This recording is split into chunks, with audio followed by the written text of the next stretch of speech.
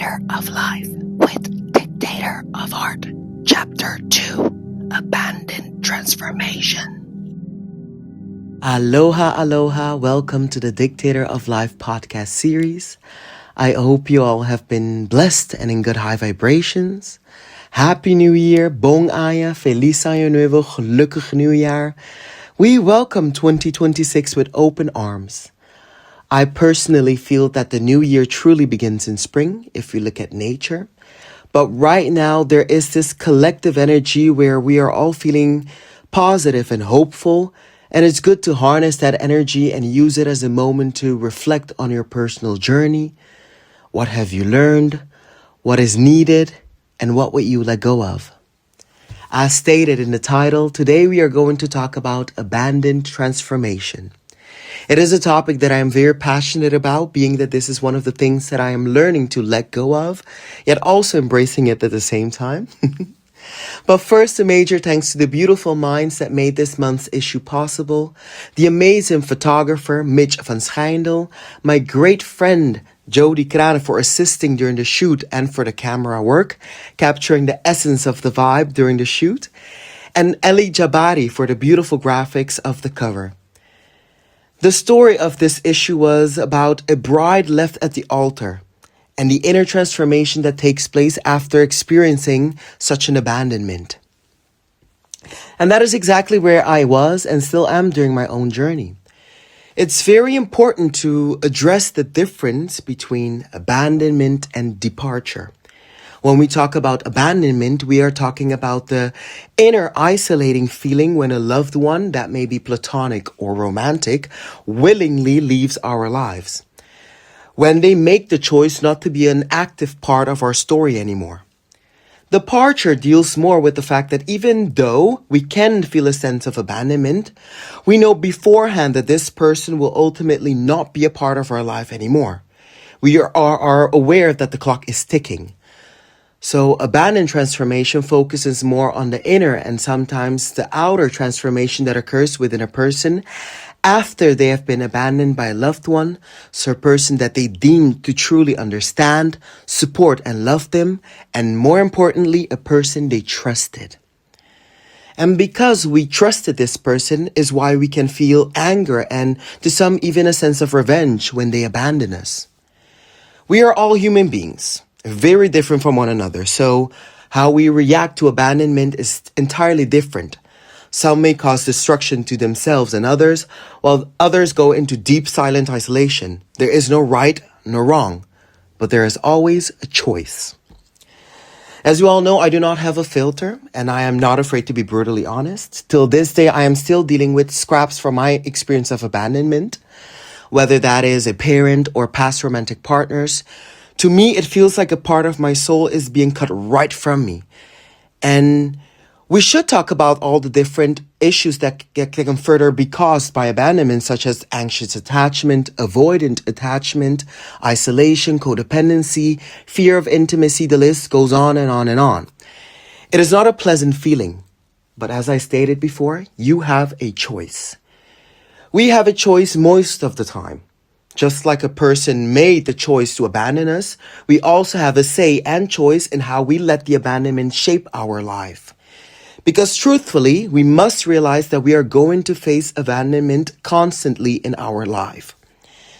And that is not an inherently negative mindset to have, because we can choose to see it also as a person coming into our life to simply teach us a lesson so we know what to focus on our journey up ahead. We can choose to see the people that abandon us as temporary teachers. The reason why they left does not matter, but the way they treated us, their words, their actions, and all the memories does give us insightful information of not only how we are, what we need to work on, but also what we need to embrace in our journey. I had recently this very deep, insightful conversation with my brother. We shared the same parents. And I remember that we were talking about our childhood and all the things that we have experienced, including abandonment. And it's very interesting that we both interpreted the abandonment in different ways. Me being the more emotional one, yet very detached, and my brother being the one more to deal with everything on the inside. Back then, when we were children, we didn't have the necessary wisdom nor person in our environment that we could share our thoughts and feelings to. But now that we are older, we reflect on how the abandonment shaped the person we had become and the person that we are still becoming, actually. And my brother said this very eye-opening thing to me. He said, 𝐷𝗵𝗽𝗂𝐂𝐓𝐀, that's, by the way, my government name, how you actually pronounce my name. 𝐷𝗵𝗽𝗂𝐂𝐓𝐀, being abandoned is inevitable. It's a core of life. You will never know who you are if people don't abandon you. You need to be disappointed and hurt by them to truly know how strong you are. Now, he did say this in Papiamento, so I hope I grasped the essence well for you. His words stuck with me for some time, and I took that time to reflect on how the many abandonment I have experienced in my life up to this point, and how after each one, not only did I try to cope with it in a more healthy way that serves the person I want to become, but also how the abandonment shaped my personality, mentality, and even my fashion sense, so the way I presented myself to the world. So I was and still am transforming. This transformation caused by abandonment is very powerful, and we all transform in different ways. Oftentimes, we do not even know we are transforming up until the process is already far ahead.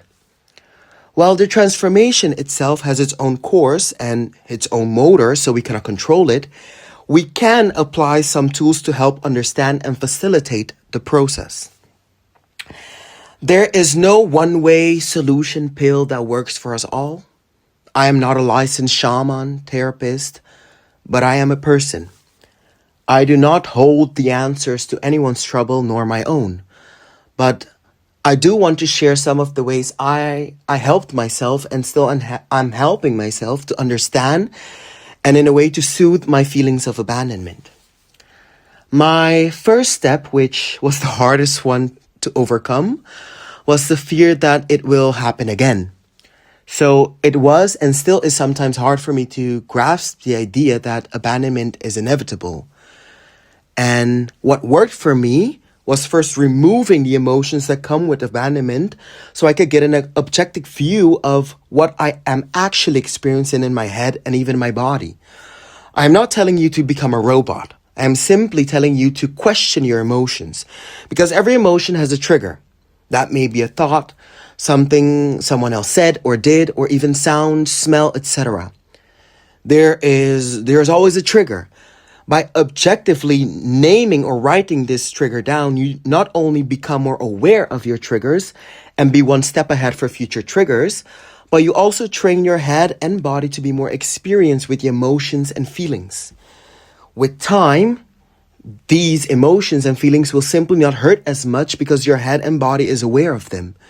Remember, abandonment is inevitable. The goal is not for you to never feel your emotions, but to become more aware of the triggers that causes those emotions. That is already half of the work.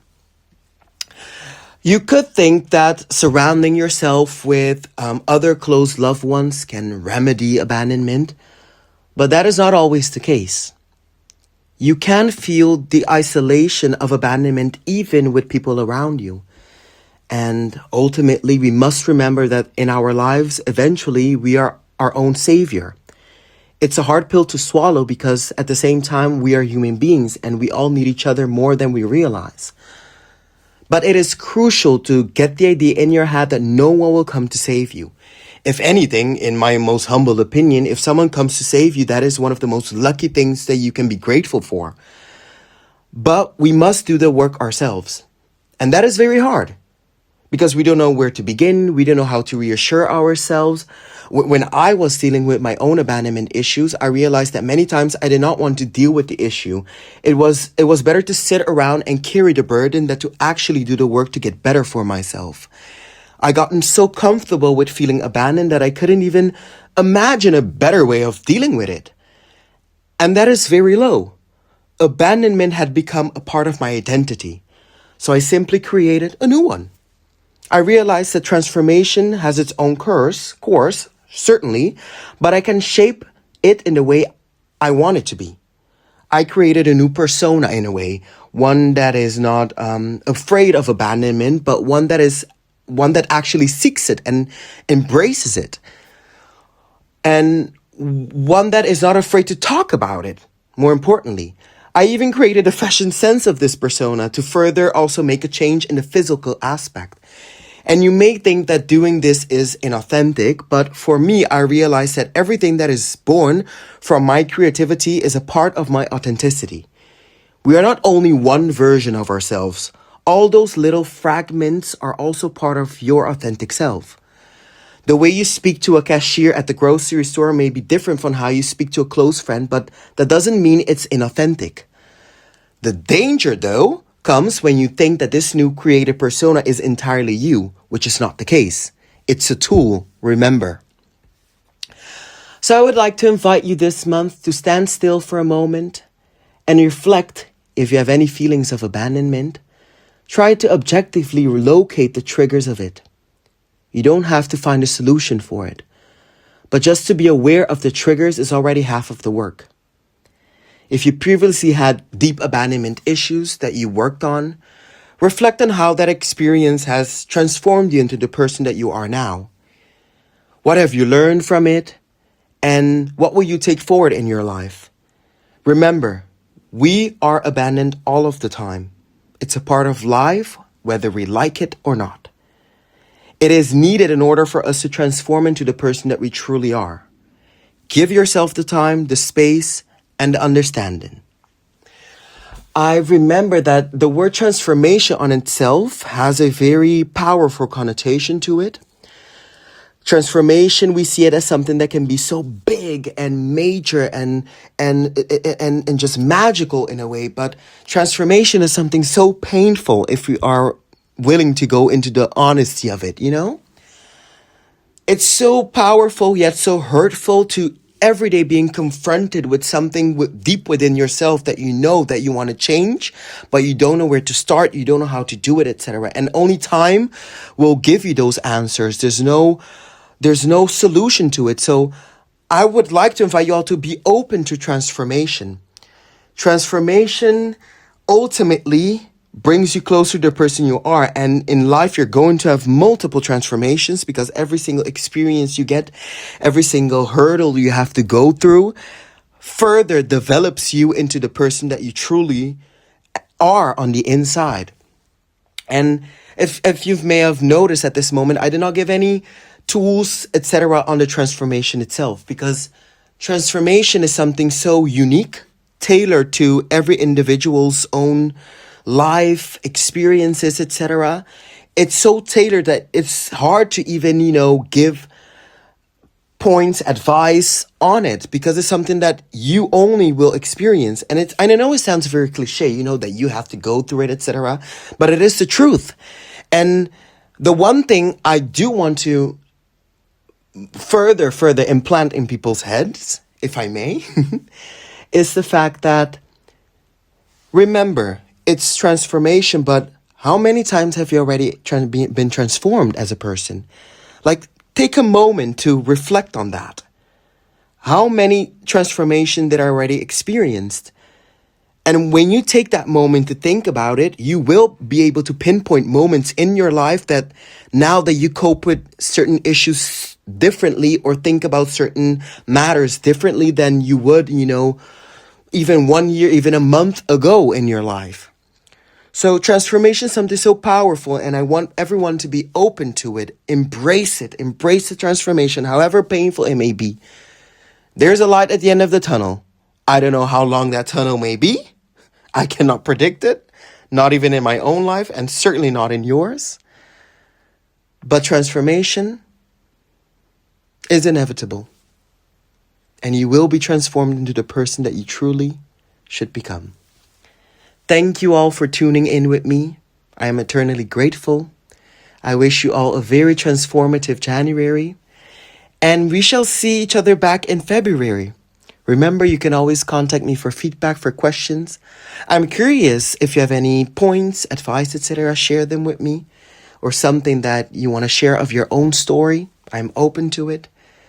And make sure to follow me on my social media to support me a little bit. That will be my Instagram, Dictator of Art. Also, my YouTube channel, Dictator of Art. And of course, here on Spotify. I will see you guys in February. Mwah. Remember, be the muse of your own life. With love, Dictator of Art. Thank you for supporting me on my journey. For my social media, check link down below.